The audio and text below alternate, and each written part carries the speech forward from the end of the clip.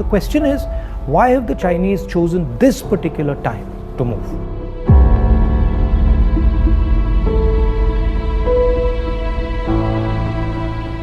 What is it about India's situation that has made China act in such an aggressive way? What is it about this moment in time that has allowed the Chinese to have the confidence that they can move against a country like India? And to understand that, you have to go into multiple spaces. Countries are protected not by one particular thing, but by a confluence of forces, by a confluence of systems. Okay, so a country is protected by its foreign relationships, it is protected by its neighborhood, it is protected by its economy, it is protected by the feeling that its people have, the vision that its people have. And what has happened over the last 6 years, that on all those areas, India has been disturbed and disrupted. And I'll cover each one of them. Let's start with foreign policy. Our relationship with the outside world used to be with multiple countries. We had a relationship with America, strategic partnership with America, I would say, and that is very important. We had a relationship with Russia, we had a relationship with Europe, and these countries used to help us maneuver in the world. Today, our relationship has become transactional.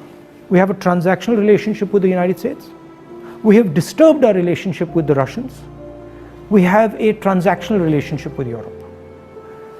Now let's come to our neighborhood. Earlier, Nepal was a friend, Bhutan was a friend, Sri Lanka was a friend. Our neighborhood, other than Pakistan, was working with India and saw itself as being partnered with India. Today, Nepal is angry with us. If you go to Nepal and you speak to the Nepali people, they are furious with what has happened. Sri Lankans have given a port to the Chinese. Maldives is disturbed. Bhutan is disturbed. So we have disrupted our foreign partners, we've disrupted our neighborhood. Now let's come to the economy. Our pride, something that India used to go to the rest of the world and talk about, boast about. Worst economic growth, 50 years, no end in sight, absolute disaster, unemployment highest in 40-50 years. So our strengths have suddenly become our weaknesses. We told the government that, look, please realize that we are becoming vulnerable. All these things are connected.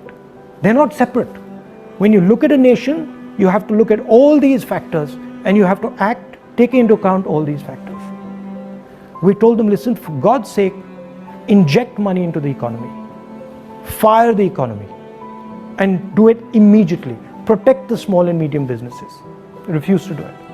So today you have a country which is economically in trouble as far as foreign policy is concerned, in trouble with its neighbors. And that's why the Chinese have decided that this is possibly the best time to act. And that is why they have acted.